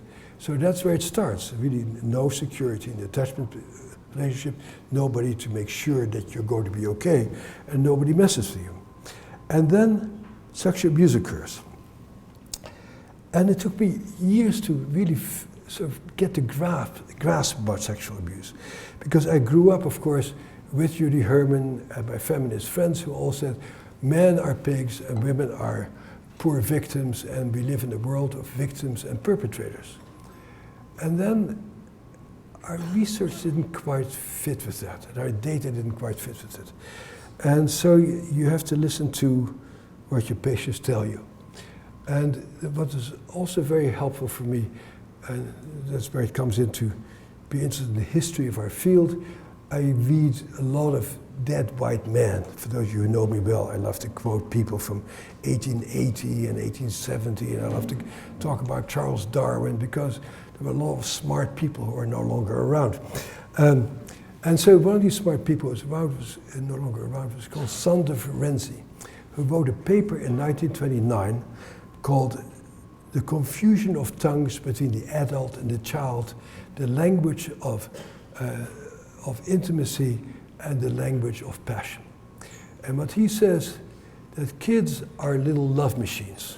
And all of us who have had kids know that kids are little love machines. Little kids will make you love them. And they'll draw you pictures for your birthday, and they'll give you gifts for Thanksgiving and say, Daddy, I love you, you're the most wonderful dad in the world. And I say, actually, I'm at best average. My kids, no, you're wonderful. And so your kids will make you love them. And that's their job, because as long as they love us, we'll love them back, and we'll protect them and take care of them and pay for tuition at the University of Chicago and knock ourselves up and put ourselves in hawk for them. And that is the way that the world is supposed to be. But adults, he says, are sort of sex people. Their greatest pleasure is to get sexual gratification. And as long as adults try to find sexual gratification with other adults, that's okay. But when these two worlds collide, and adults seek sexual gratification with their kids, all hell breaks loose. Because the kid wants to love, and the parent wants to have sex. And then the kid who just wants to love gets messed up. And the kid goes like, am I special? Does this mean that I'm the most wonderful person in the world? Does this mean that I'm exceptionally powerful? Or does it mean that I'm a terrible person and that I'm damaged and that I'm no good? I don't know. But I have all these feelings in my body as people are messing with me, and I don't know what that means. And so the great thing about sexual abuse, unlike physical abuse or emotional abuse, it's so damn confusing. And it's so filled with shame about who you are and what this means. And an important thing that actually is misused by psychoanalysis a lot, but that's very real also, that certain things that give other people pain start giving you pleasure. And certain things that give other people pleasure start causing pain inside of you. So you start having a very confused relationship to what happens in your body and what turns you off and what turns you on. That's different from the people around you. And that becomes a deep, shameful thing deep inside of you. So that's the next thing that happens by age 4 or 5, 6. Then you lose what, to my mind, is maybe the most important developmental step, it's very important for me, is to go out and play with other kids and have friends, and to go out other friends' houses, and to see that other people have insane parents just like you do, but they're different in an insane way. And you get to see that all families are different and that people do things differently. And you can be close to your friends and say to your friend, my parents are sort of crazy. I said, my parents are sort of crazy too. How are your parents? I don't think your parents are crazy at all. Your parents, well, I don't think your parents are crazy. I think, and so you have all these great things with your friends and you form your alliances. And I think in many ways we grossly overestimate the power of parents because after age 8, your friends are the most important people in the world. Of course, parents don't want to know that because they have to pay all that tuition during that time and want to think that they're still the most important people. But your friends are terribly important, which is something that you lose if you are a frozen, frightened, upset, angry, enraged, and out of control prepubescent kid. And then you have this adolescence that is filled with stuff that happens. And so our models of, hey, let's just resolve that sexual trauma is grossly inadequate and only captures just a tiny little piece of this incredibly deep and complex picture. And that's what we're dealing with. Okay. So I want to show you, okay, so but this is an important point that I would make. And that is that people talk about trauma as an event that happened back there in the past. But what's really important to know is that event that happened a long time ago is over. What happened back then is fundamentally no longer relevant. Going over that old event over and over again is not really the biggest issue in trauma treatment. The biggest issue in trauma treatment is that event that happened back then has left traces in your self-experience, has traces in your sensory system, has left changes in the way that you deal with other people. All trauma is being replayed right now. If I had a week with you guys, I would show a whole bunch of treatment tapes to you. It shows that trauma treatment happens in the present. It happens right now. And it's about being in the present. And the illness of being a traumatized person is you cannot be fully alive in the present. And that's where I'm going to end my presentation, which is running very fast, and I've hardly told you anything. So, next thing is that maybe you guys heard about trauma relatively recently. That's not true for me. And because I've read a lot of old stuff, it's very clear to me is that people have known about trauma and its effect for about 150 years. And when you read this old stuff, people were very smart and very observant a long time ago. And then, as happens with these things, they disappeared in the mist of history. And so a lot of our knowledge comes and goes. And for every piece of knowledge that we gain, there's usually another piece of knowledge that we lose. What changes people is the technology that we have available, because technology changes what we can see.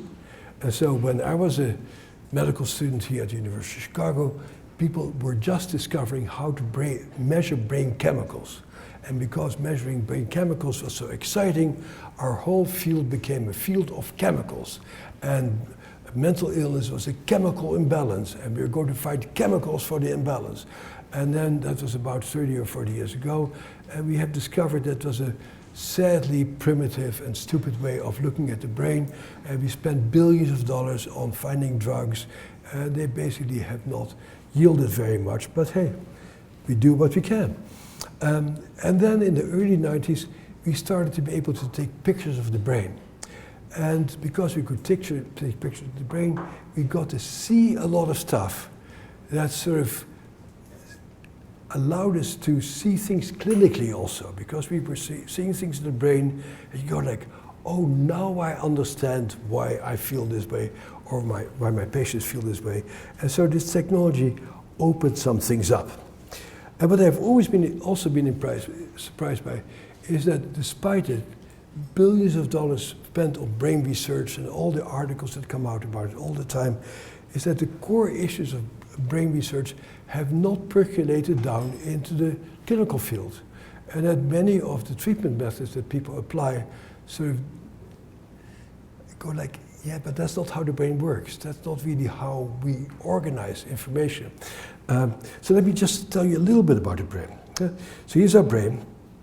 And when you meet me and you say, hi, my name is Jennifer, I think to myself, oh, the name of her prefrontal sliver is Jennifer. That's the part of her that can tell me stories and to tell me what she likes and what she doesn't like and where she has been and where she's going and what she stands for. It's a very important part of the brain, but it's a very tiny part of the brain. Very fragile for those of you who have demented grandparents. But that goes. This part of the brain is out of our knowledge and out of our control. This is where the map of the world is located. It tells us what is safe and what is dangerous. That part of the world is not conscious. That part of the world automatically makes us fall in love with other people and makes us fall in hate with other people. It makes us love broccoli and hate spinach or vice versa. That's not something we control. It's the part of your brain that makes you fall asleep. And you probably cannot make yourself fall asleep, but I could. If I'm just boring enough, I can put you to sleep, but you cannot put yourself to sleep, etc., etc. So can you make yourself not hungry? Say, I'm not going to be hungry for the next 4 days. I'm not going to have loving feelings towards anybody for 4 days. And so all that stuff takes place over there, and that's also the part of the brain where trauma is located. Trauma goes deep into you, how you see the world, how you perceive the world, and how you react to the world. So it's important to sort of unpack this. So we come into the world with a brainstem. Anybody who's had babies know what a brainstem can do, still what our brainstem does as adults. It allows us to go to our sleep dream cycles. It allows us to breathe. It allows us to get hungry, to eat, to suck, to pee, to poop, all the little things that little babies can do. It's a very boring part of the brain. And so when you go to social work school, psychology school, psychiatry school, people completely ignore that part of the brain. But when you get traumatized, that's where it hits. When you get traumatized, you get abnormal breathing patterns, you get abnormal sleep dream patterns, you get abnormal eating patterns, and so that's where a lot of trauma plays itself out.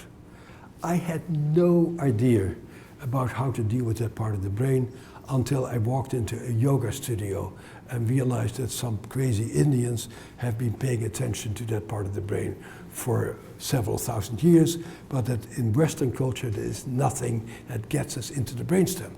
And that's how we got to do yoga research, and I'm not going to go tell you details about it, but in our yoga research we found that yoga is more useful for chronic PTSD than any medication that anybody has ever studied. And I did a lot of the studies, so it's not like that I'm dissing other people, but we found was much more effective because you can learn to breathe yourself and move yourself into calming down part of your brain. And so what we learned is that we have self-regulatory mechanisms in our brain. And that is something that is not part of the European culture that dominates certainly me, because I'm originally European, or most of you whose parents or grandparents or great-grandparents are also European, and I hope you still have some African traditions, but they're probably largely gone also. And so we live under this pall of European culture. And how do Europeans calm themselves down? They calm themselves down by gulping alcohol. They've done that since time immemorial. If you feel bad, you just take a gulp. And then you have your national drinks in every part of the world. Of course, the Chicago people also like to gulp. And so when you feel bad, you ingest a chemical. And of course, that's the culture, that's the medical culture also. You feel bad, go to your doctor and they'll give you a pill to make you feel different. And what is not part of our culture is there's actually things that you can do to calm yourself down. We have inbuilt mechanisms in our own brain or having to do with rhythm, touch, movement, and breathing that can take care of the foundation of our activation system. So I'll show you a little videotape at the end. I'm really running out of time to tell you about that. Then the second part of our brain that comes online is our limbic system. Again, if you have had little babies, you know that your limbic system helps your babies to detect what is safe, what's dangerous, this is what I like, this is what I don't like. And as you probably have realized, if you liked something when you were 4 years old, you probably still like that when you're 60. These maps of the world, these impulses of what feels good and feels bad, gets very early ingrained, they get hardwired, and are extraordinarily dangerous, difficult to change. So if you are a kid who is being adored by people around you and you light up the room whenever you walk into it, and your grandparents said, "Isn't she cute? Oh my God, she's the cutest girl I've ever seen, wow." And no girl says, "Oh, actually I'm quite ordinary. There's about hey Grandma, you're sort of overdoing it. There's 3 billion kids in the world and probably somewhere in the middle of a bell-shaped curve." Kids take in an experience as it is. So if a kid is adored, the feeling of "I'm adorable" lives inside of you. And you grow up and people reject you and you don't get to the school you want to get into and somebody assaults you. And deep down inside of you, you keep that notion of "I'm fundamentally an adorable person." If people ignore you, abuse you, yell at you, emotionally abuse you, our recent research from Joe Spinazzola over and over again shows that emotional abuse is probably the most damaging abuse that there is. If people tell you you're a terrible person, you're disgusting, you have ruined this family, you're no good, that becomes your map of the world. Extraordinarily difficult to change. You carry that inside of you, and telling people it wasn't your fault, you were just a little person, makes absolutely no difference at all, because this stuff gets hardwired. And I hope to show you at least one videotape by which you can change that particular part of the brain. That's your scheme of who you are in relationship to the world. And then finally, you have your prefrontal cortex.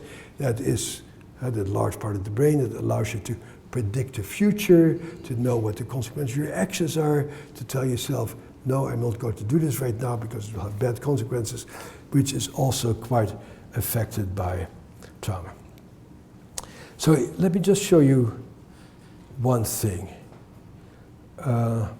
Wait a second. We have learned a lot about how trauma affects the developing brain. And I don't have time to just tell you all about it. You may actually not want to know all about it. In my book, I talk fairly extensively about it. But even since I have written my book, which is only 2 years ago, a lot of new stuff has been found.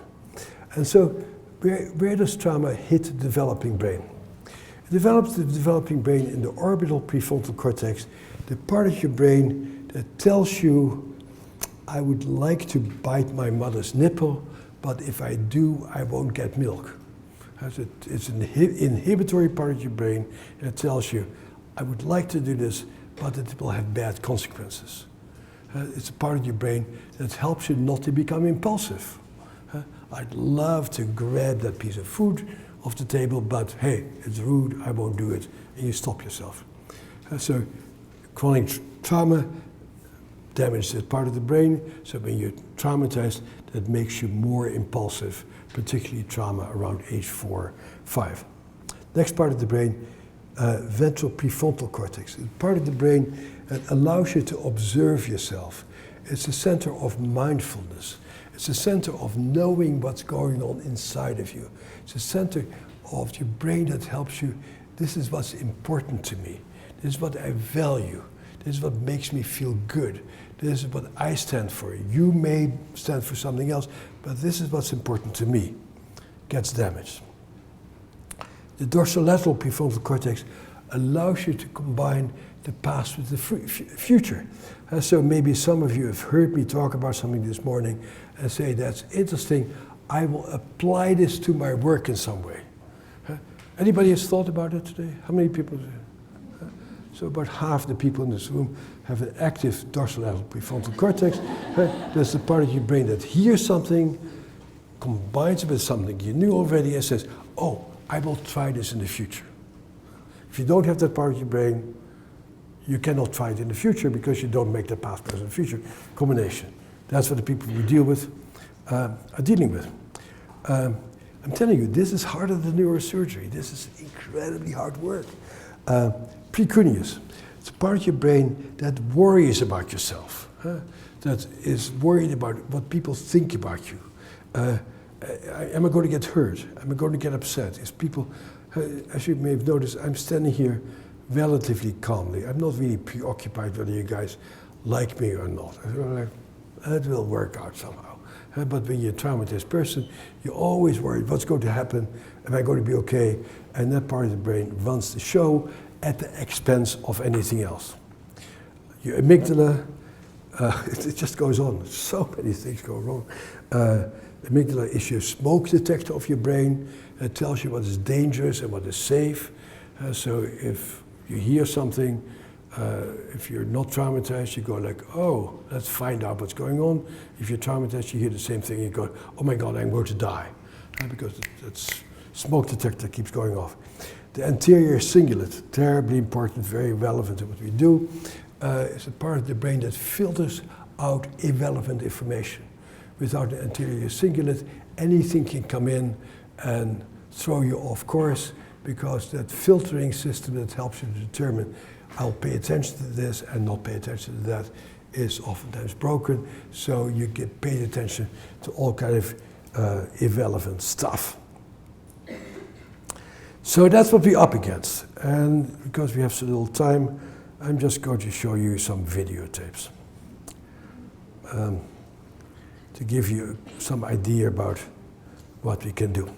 So the first video tape is of a program, it's one of my favorite programs.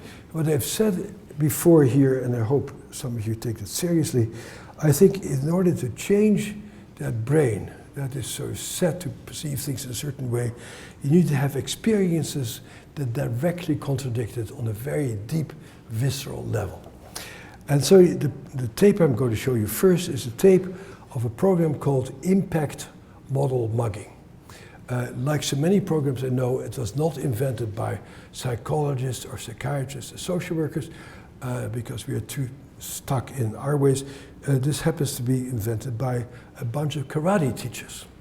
And the background of it is that about 30 years ago, a 5th degree black belt karate instructor in Oakland, California was raped. And her friends got together afterwards and said, how is it possible that a woman who can basically kill anybody with her bare hands can get raped? And he thought about it, and he thought, you know, we've all gone through this. Sometimes you're very good at something and you get de-skilled. You're nervous, suddenly you become like a blubbering idiot. We've all been there. And so something may have happened to her. We don't know whether she was raped before or abused as a kid, but there was something about the situation that made her freeze and lose her skills. And so in honor of that experience, her colleagues said, we'll start a program initially called Model Mugging. We'll start a program because so many women automatically freeze and collapse in the face of threat. And so in order to teach people how to really stand up for themselves, we need to help them to feel the power in their bodies. And we're going to start a mindfulness program before anybody else was into mindfulness and teach women how to be alert and to stay focused. Again, all of us know this, that once you get scared, you start losing your focus, losing your attention. And part of what we learn to do, for example, as clinicians also, is that we slowly learn to be still and to keep observing even though somebody is threatening us. And so when somebody starts swearing at you and threatening you, hopefully you can stay calm, say, that person is very angry, very upsetting, and I am not. And so you don't borrow their mirror neuron system. Usually when people start screaming at you, you'll scream back. They have power over you. But the thing is to just become still enough, when people scream at you, go like, boy, that's a very angry person. What can I do? Or if somebody says, I adore you, you may also have sometimes go like, oh, that person seems to have an interesting notion about me that is probably not based on reality. So to keep your cool and not get hijacked by other people's emotions. And then they teach them skills, self-defense skills, and make that part of the procedural memory system. So the habitual memory system, so they do it all the time, and then they practice it. So This is the graduation tape of one of my patients who had a long-term history of childhood sexual molestation and other very bad stuff.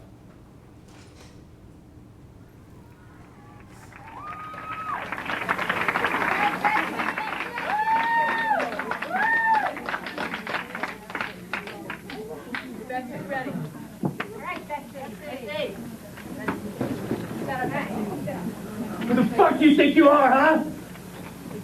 Nobody comes around here. Nobody! You're going down! Come back!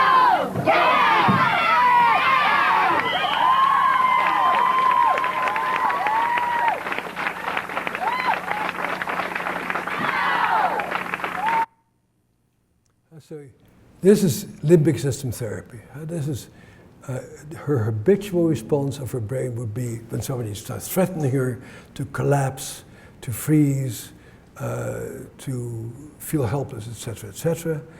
Now she has a rewired alarm system, an interpretive system. So now when a guy starts threatening her, she has a memory, very vivid and joyful memory. Oh, the last time somebody did this to me, I kicked him in the groin and he was lying on the floor. I'm actually a very powerful person. In the case of this particular tape, and this is a true story, the woman was a student at Harvard, was very, very traumatized and very disturbed, eating problems, all kinds of problems. And I really helped her. My colleagues and I helped her a lot. And then she called me up 3 months after this particular program ended and said, can I stop by for a second? And she said, no, I want to tell you a story in person. She said, you know, a few nights ago, I was sitting at the Harvard Library studying, and the lights went on and off, so time to go home. I put my books under my arm. I started walking down Oxford Street in Cambridge, and about 3 blocks down, 3 guys jump from behind the bushes with knives and say, bitch, give me your money. You know what I did? I went like, okay guys, I've been trained for this. Which one of you would like to take me on? Huh? And they ran away. I don't need any statistical analysis that this program really worked for her. I'm always encouraging people to do their postdoctoral work on this, but this works. Huh? So learning to do things and feel it in your bones. I'm powerful, I can do it, I can kick, I stand up for myself, is very important. I'm going to show you 2 more tapes. I'm going to go a little bit over time, but not much. So this tape was made by my stepson, actually. My daughter, she's 6 years old, and I wonder what's going on in that little mind of hers. Trying to get Eliza to focus is one of her big challenges. This is a program we can all do. She has tantrums. She gets frustrated and everything around her becomes a target. When we have nights like this, I have no idea what to do. I'm feeling incompetent. I'm feeling like I can't do this. I'm not a good parent.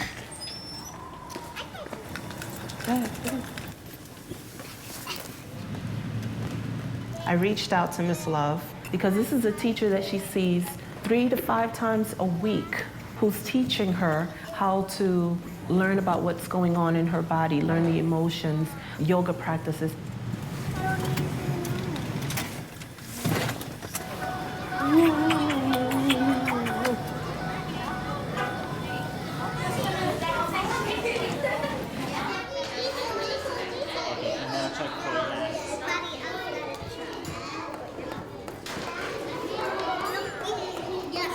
How many more shining stars does the Ruby Bridges class need?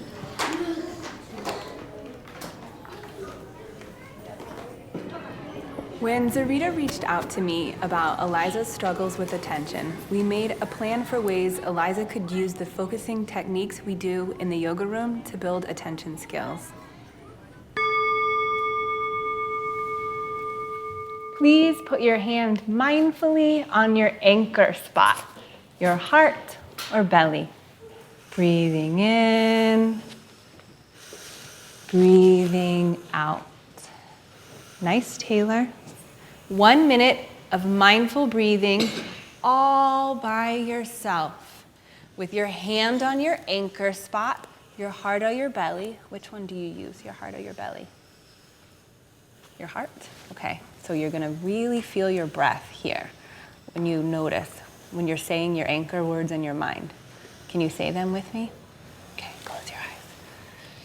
Breathing in, breathing out. In yoga and mindfulness, our job is to be really curious about what's happening inside of ourselves. I want you to write, I wonder, and write about one of your feelings on the inside.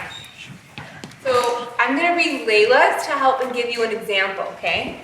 Layla's wondering, I wonder why I get so disappointed at my brother. I wonder why I get so disappointed at my brother.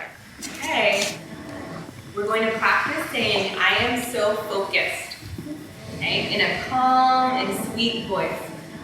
I am so focused. I am so focused. I am so focused. Now whisper.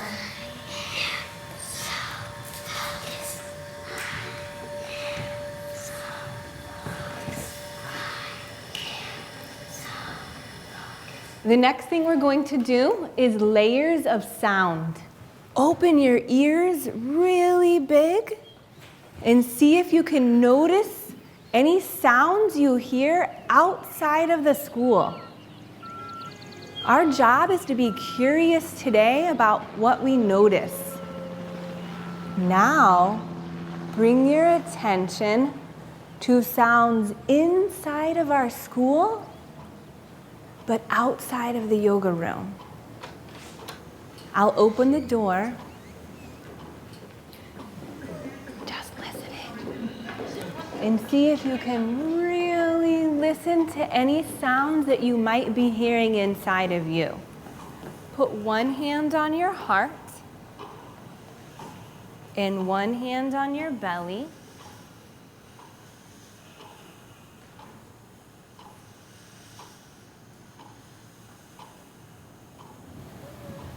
Come up to sitting.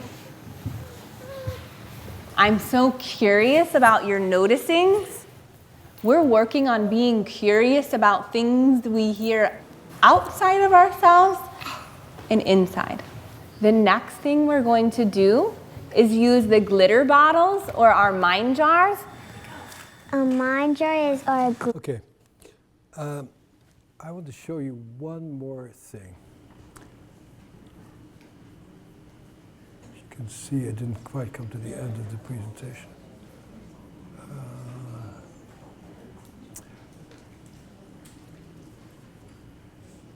This actually happens to be focused my current research. And it's about abnormal brain patterns. So because of the technology that we have available, we can see many of the things that drive things in the brain. And I won't go into detail here, but what you see here is that in traumatized brains, there's very abnormal ways of integrating new information, and these particular patterns that you see here explain why it is very difficult for traumatized people to learn from experience. And that's something that we all see, and that anybody else would wake up and say, like, I'm not going to do that again because it gets me into nothing but trouble. But there is something that interferes with people's learning, which has something to do with this pattern, which I won't go into details. And so the big question for me was that can we retrain the brain to form different patterns of engagement?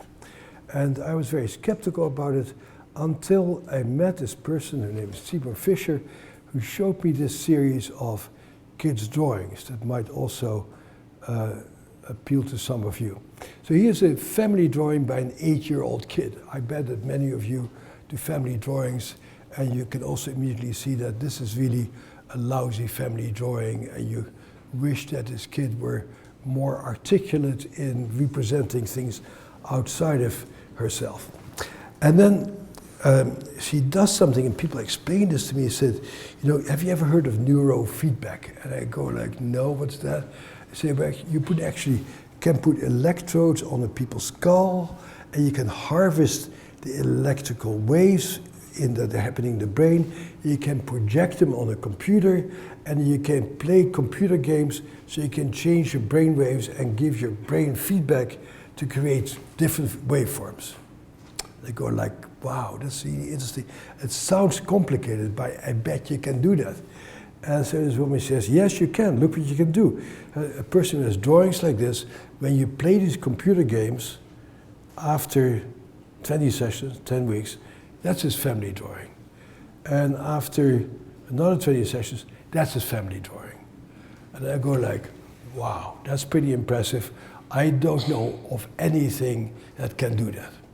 So sometimes people tell you something and you go like, wow, I should learn this because that might really make a difference in my patients' lives.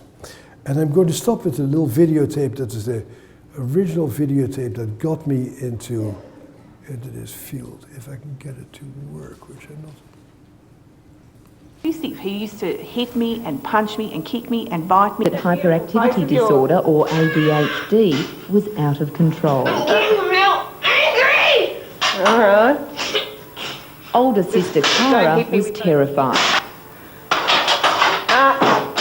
What are you like now? I'm happier. I'm able to concentrate. Yeah. You get along with people better? Yeah, I get along with my mum well. Okay, Kane, I want you to get the green rocket ship to fire up. After years of violent outbursts, finally relief in what looks to be a simple computer game. It works for depression, it works for mood disturbances, it works for panic. I've used it successfully with chronic pain, headaches.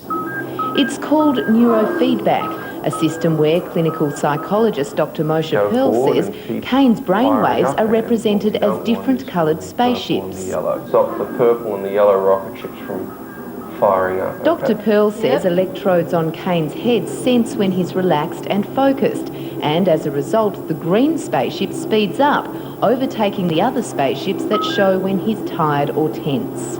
What he wants to do is get the rockets to go fast, so he teaches himself really to slow down. Absolutely excellent results, and it's been long term, and he's lost, like I would say, all his violence. But yes, I have a little boy now, you know, and it's fabulous. Don't stab me. Don't. Looking back, Kane hardly recognises himself. Can't believe I was like that. Could you ever be like that again? Nah. You don't think so? Even if I tried, I don't think I'd be able to do it. Click the button anytime you see the white square with Dr. black Pearl tests top. Kane's attention span. After 60 neurofeedback sessions, his scores have doubled. Maybe 1 in 10,000 children would have scored as poorly as he did. And now he's completely average. So we have been studying that. There's a lot to learn, very complex in many ways. But our first few studies really show very dramatic effects in trauma symptoms, most of all executive functioning, being able to focus, pay attention, filter relevant from irrelevant information. And so we can probably rewire those brains. To my mind, this is the future of biological psychiatry. This is the future of being able to really change some of these abnormal brain patterns that we all see. So, to conclude, the world is premature to go for fastening ourselves to evidence-based treatments and getting stuck there. Of course, in order to survive, you have to develop them, you have to learn them, but the reality is that we are just learning. We're just learning what works and what doesn't work. And the reason why we set up the National Child Traumatic Stress Network, and particularly the Complex Trauma Network, is so we could communicate to each other about the things that we do and the things that we discover, and develop a discipline of treating traumatically stressed children, so we can learn about all the things that can work and teach each other about these things. So that's really the job. And so I just want to say one more thing about that little yoga tape that you saw.